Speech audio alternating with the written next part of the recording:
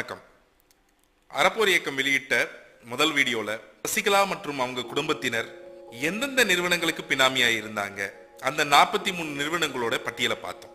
இந்த வீடியோல நம்ம பார்க்க போறது என்ன அப்படின்னு சொன்னா, சசிகலா மற்றும் அவங்க உறவினர்கள் நேரடியா அவங்க பேர்லயே எப்படி சொத்து சேர்த்தாங்க, அவங்க பேர்ல சேர்த்த சொத்துக்கு அவங்க எப்படிலாம் மற்றவங்களை மிரட்டினாங்க, அவங்க குடும்பம் எப்படி ஒரு ரியல் எஸ்டேட் மாஃபியா போல நடந்து இந்த சொத்துக்களை குவிச்சாங்க அப்படிங்கிறத நம்ம பார்க்க போறோம். இதுக்கு ஒரு உதாரணமா நம்ம எதை பார்க்கலாம் அப்படின்னு சொன்னா, பிரபல இசையமைப்பாளர் கங்கை அமரன் நம்ம சென்னையில OMR ரோட்ல பயனூர் அப்படிங்கிற ஒரு இடத்துல 22 ஏக்கர் ஃபார்ம் ஹவுஸ் வச்சிருந்தாரு.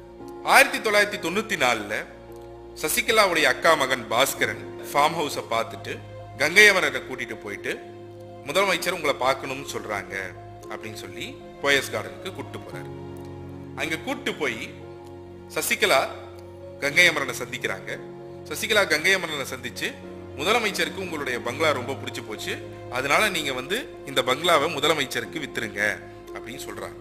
கங்கை அமரன் அதுக்கு என்ன பதில் சொல்றாரு அப்படின்னு சொன்னா, இந்த நிலம் என்னுடைய இசையமைப்பு வேலைகளுக்கு மிக உபயோகமா இருக்கு, அதே நேரத்துல என்னுடைய குடும்பத்துக்கும் இந்த ஃபார்ம் ஹவுஸ் விற்கிறதுல இஷ்டம் இல்லை அப்படின்னு சொல்லிட்டு வந்துடுறாரு. ஆனா சுதாகரன் அவரை தொடர்ந்து கொஞ்ச நாளைக்கு தொல்லை பண்றாரு. கொஞ்ச நாள் கழிச்சு அவர் வீட்டுக்கே வந்துடுறாரு. சப் ரிஜிஸ்ட்ரார் இது போன்ற சில அபிஷியல்ஸோட வீட்டுக்கு வந்து கங்கை அமரனையும் அவர் மனைவியும் மிரட்டி பத்திரத்துல கையெழுத்து போட சொல்றாரு. 22 ஏக்கர் இருக்கக்கூடிய இந்த பயனூர் இடத்த, பல கோடி ரூபாய் போகக்கூடிய இந்த இடத்த வெறும் 13 லட்சம் ரூபாய்க்கு யார் பேருக்குன்னே சொல்லாம எழுதி வாங்குறாங்க. கொஞ்ச நாள் கழிச்சு பதிவிடும் பொழுதுதான் தெரியுது அது சசிகலாவுடைய பேர்ல பதிவிடப்பட்டிருக்கு அப்படிங்கிறது. இது போல பயனூர் கிராமத்தில் இருக்கக்கூடிய இந்த 22 ஏக்கர், அதாவது சர்வே நம்பர் 381, 84, 91, 92 இது போல சர்வே நம்பர் கொண்ட நிலங்கள் அனைத்தையும் கங்கை அமரன் சசிகலா பேருக்கு டிரான்ஸ்பர் பண்ணிருக்கிறத நம்மளால பார்க்க முடியுது. சசிகலா அவர்கள் இந்த நிலம் மட்டும் வாங்காம இந்த 22 ஏக்கர்ல இருந்து ஆரம்பிச்சு பக்கத்தில் இருக்கக்கூடிய சிறுதாவூர், கருங்குழி பள்ளம் இது போன்ற கிராமங்கள்ல கிட்டத்தட்ட 112 ஏக்கருக்கு நிலம் வாங்கியிருக்காங்க. கங்கை அமரன் மாதிரி ஒரு பிரபல இசையமைப்பாளரே மிரட்டப்பட்டிருக்காரு அப்படின்னு சொன்னா, மற்றவங்க கிட்டே இருந்தெல்லாம் எப்படி நிலம் வாங்கியிருக்காங்க அப்படிங்கிறதுக்கான இமேஜினேஷனை நாங்க உங்ககிட்டயே விடுறோம். கங்கை அமரனை மிரட்டினதுக்கு என்ன ஆதாரம் இருக்கு அப்படின்னு கேட்டீங்கன்னா, இது நாங்க சொல்லல. கங்கை அமரனே கோர்ட்ல போய் நின்று ப்ராசிக்யூஷன் விட்னஸ் நம்பர் 40 இருந்து பயனூர் பங்களாவை என்னிடம் இருந்து மிரட்டிதான் வாங்கினார்கள் அப்படின்னு அவரே விட்னஸ் கொடுத்திருக்காரு.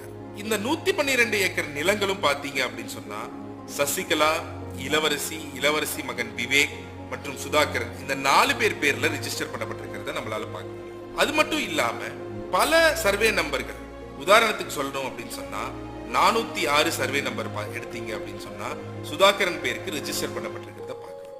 ஆனா இதையே நீங்க தமிழ்நாடு ரெஜிஸ்ட்ரேஷன் வெப்சைட்ல போய் இந்த சிறுதாவூர் கிராமத்துல இருக்கக்கூடிய இந்த 406 சர்வே நம்பரை பார்த்தீங்க அப்படின்னு சொன்னா மிக தெளிவாக இது ஒரு அரசாங்க குளம் அப்படின்னு மார்க் பண்ணப்பட்டிருக்கு. அதே மாதிரி 345 சப்செக்ஷன் 1 அதை பார்த்தீங்கன்னாலும் அரசாங்க நிலம் இருக்கு. அப்போ இந்த அரசாங்க நிலம்லாமும் ஆக்கிரமிக்கப்பட்டு சுதாகரன் பேர்ல ரெஜிஸ்டர் பண்ணப்பட்டிருக்கு. ஆக இந்த 112 ஏக்கருடைய இன்றைய மதிப்பு என்னன்னு பாத்தீங்க அப்படின்னு சொன்னா 300 கோடியை தாண்டி. இந்த 112 ஏக்கர் நிலம் இன்னைக்கு ஒரு கோட்டை போல பாதுகாக்கப்படும். இந்த இடத்தை பார்க்கலாம்னு போனப்போ நாங்க என்ன பார்த்தோம்னு சொன்னா, வாசல்ல மட்டும் கிட்டத்தட்ட 15 இருந்து 20 போலீஸ் நிக்கிறத பார்க்க முடியும். இவங்க 3 ஷிஃப்ட் அப்படின்னு சொன்னா கிட்டத்தட்ட 45 இருந்து 50 போலீஸ் இந்த இடத்தை ஒவ்வொரு நாளும் பாதுகாத்துட்டு இருக்கிறத பார்க்க. சசிகலா, இளவரசி, விவேக், சுதாகரன் இந்த 4 பேர்ல யாருமே அரசியல் அமைப்புக்குள்ள வர, யாருமே அரசு ஊழியர்கள் கிடையாது, யாருமே மக்களால் தேர்ந்தெடுக்கப்பட்டவங்க கிடையாது. அப்போ இவங்களுடைய நிலத்துக்கு, அதுவும் முக்கியமா அரசு நிலங்களை ஆக்கிரமிச்சிருக்காங்க, மக்களை மிரட்டி இந்த நிலத்தை வாங்கியிருக்காங்க, அரசு குளங்களை ஆக்கிரமிச்சிருக்காங்க. இப்படிப்பட்ட ஒரு நிலத்திற்கு பாதுகாப்பு டிஜிபி ராஜேந்திரன் ஏன் தருகிறார்? இவர்களை போன்ற மாஃபியாக்களும் பினாமிகளும் தமிழகத்தை ஆள வேண்டுமா என்பதை நீங்கள் தான் முடிவு செய்ய வேண்டும்.